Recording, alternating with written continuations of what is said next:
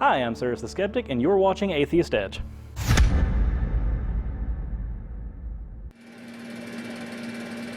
For 11 points and the game, what is the official religion of the United States? A. No official religion. B. Catholic Christianity. C. Puritanism. D. Protestant Christianity. Wait a second. I know this one. It's A. The U.S. has a secular constitution.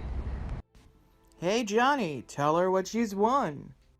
Woo! Look at me! I won! Yahoo! Woo! Aww. Now I can go buy some Geritol. The Bible teaches that our moral compass is written on our hearts by God. Nevertheless, many non-human animals possess emotions that are normally associated with morality, basically a primitive sense of right and wrong. Dolphins rescue swimmers from sharks. Hungry rats will refuse to eat if it means that their fellow rats will get an electric shock. Elephants bury their dead and visit the grave sites of their fallen. Bluebirds experience jealousy and will punish their partners for infidelity. Crows hold funerals, and dogs really do feel remorse when they are being scolded for chewing on that shoe. Could this be evidence that morality is genetic and cultural, as opposed to being divinely administered? One of Christopher Hitchens' favorite examples of morality was speaking of his Hebrew ancestors making it to the foot of Mount Sinai and being given the Ten Commandments by Moses, and then supposedly looking at each other saying, "You mean lying, stealing, and killing each other isn't okay?" Of course, humanity had some innate sense of right and wrong long before Sinai supposedly codified it. Hitchens continued that there has been no society ever found, or in history, that said that lying, robbery, and murder were okay. We wouldn't have gotten as far as we have if societies had sanctioned such immorality. Matt Dillahunty defines morality as that which leads to an individual's well-being. Sam Harris defines it similarly, or sometimes that it just allows humans to flourish. Both definitions are fairly non-concrete, but like the U.S. Constitution, that allows area for discussion and growth and compromise and agreement and change as human culture continues. But as this passage points out, not only do humans not have a monopoly on morality, it seems that most animals have an innate sense of what we would call morality. What biologists have noted in studying living things for centuries is that species solidarity, sharing, and cooperation tend to lead to stronger herds and a strengthening of a given species. The groups that cooperated together tended to hunt more successfully or protect their fellow members from predators better. Thereby, they reproduced more often and more successfully than the less cooperative groups. And the aspects of cooperation, sharing, and species solidarity were traits that were intensified over many generations. But even beyond that, there have been many examples of interspecies cooperation. For example, birds sitting higher in trees would warn herds of mammals of approaching predators. In return, the herds, by their movements, stirred up many more insects and rodents for the birds to feed on. Kind of a scratch my back, I'll scratch yours situation. And then there are accounts of true non-human altruism where an animal deliberately puts itself in harm's way, possibly even to the point of becoming the victim themselves in order to save another individual from a predator or a natural calamity. These are instances where the altruistic individual doesn't get nor supposedly even expect repayment, just a kind of pay it forward that realistically long predates Homo sapiens.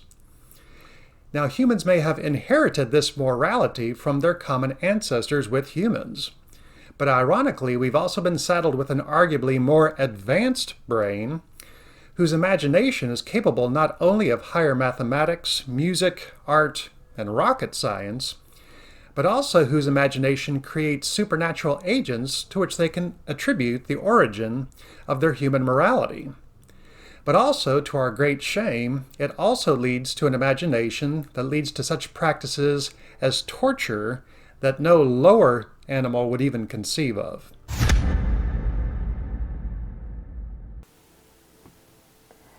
all the atoms of our bodies will be blown into space in the disintegration of the solar system to live on forever as mass or energy.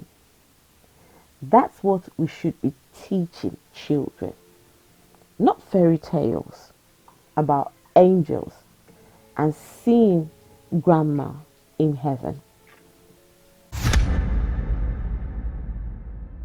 Imperfections in God's perfect creation. The human eye. The nerves are in front of the retina instead of behind it. This would be like constructing a camera with the wiring in front of the film. Second, we see everything upside down and our brains have to flip the image. Third, how many cameras have you ever seen that have a blind spot? Fatal design. Before modern surgery, a fertilized egg caught in the fallopian tube meant death. Also, our food and air have the same path. The reason almost 5,000 people a year in the US choke to death on food or other objects. An intelligent designer wouldn't have made vertebrate lungs evolve from an outpouching of the gut tube. Vestiges, junk, features left over from our evolutionary past. Tailbone, appendix, male nipples, sinuses, outer rim of the ears, goosebumps, wisdom teeth, etc. The laryngeal nerve provides motor function to the larynx. Instead of a direct route from the brain to the larynx, the nerve goes all the way down to the heart, wraps around, and comes back up. Great for our fish ancestors. Their hearts were above their gills, but not so great for us. And extra shitty for giraffes. I'm a fan of this argument, but it does have some holes in it from a theist's point of view. It could be that we may view it as imperfect, but human knowledge is not as divine as God's. Maybe God designed it that way for a reason unknown to us. I'm not saying theists are right, but this argument doesn't seek to deconvert people, but really legitimizes a non-theist's worldview of the superiority of our own knowledge. It makes perfect sense to me, but it fails to argue the point of imperfection from a theist's point of view. Jacob Bring it on. beat God's ass in a wrestling match.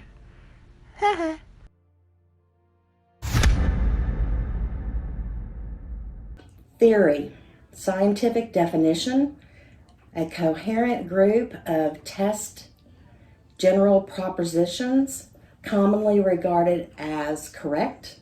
They can be used as principles of explanation and prediction for a class of phenomena, i.e., the theory of gravity, the theory of evolution, germ theory of disease.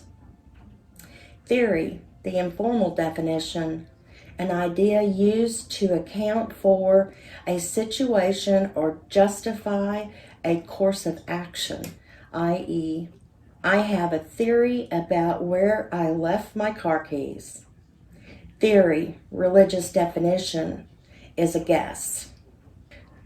So, scientific and formal theory, not a problem. Religious theory, there's still so many unanswered questions. While we all think we have the answers, on both sides, I think there are more answers on the atheist side. Which of the following is prohibited by law in the United States? A. Rolling out a prayer mat and worshiping Allah during your lunch break at school. B. Students holding hands around the flagpole in prayer before the first bell. C. Reading the Bible in the school library. D. School-led prayer at a public high school graduation ceremony. E. All of the above. Answer is D. The Supreme Court has struck down school-led prayers at school-sponsored events.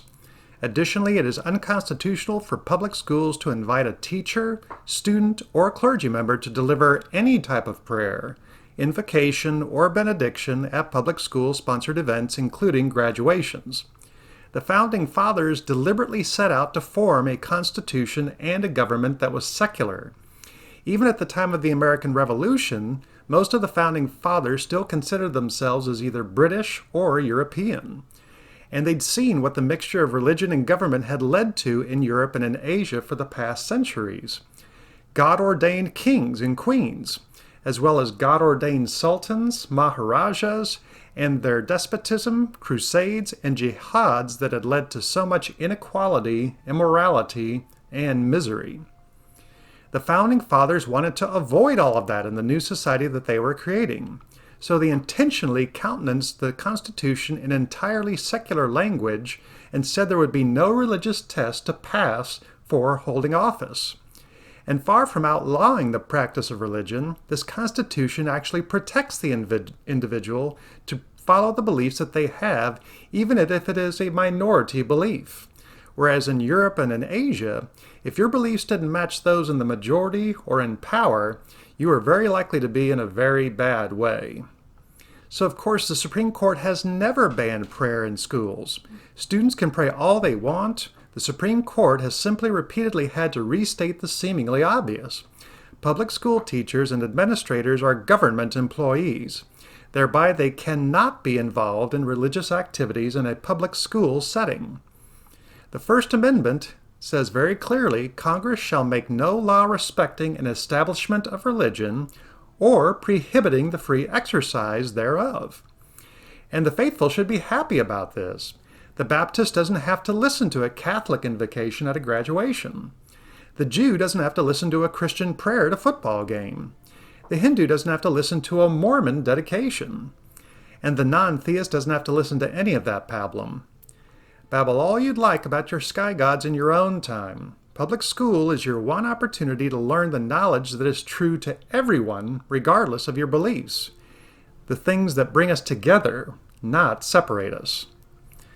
Christopher Hitchens had a wonderful saying, which was how dismal it is to see present-day Americans yearning for the very orthodoxy that their country was founded to escape.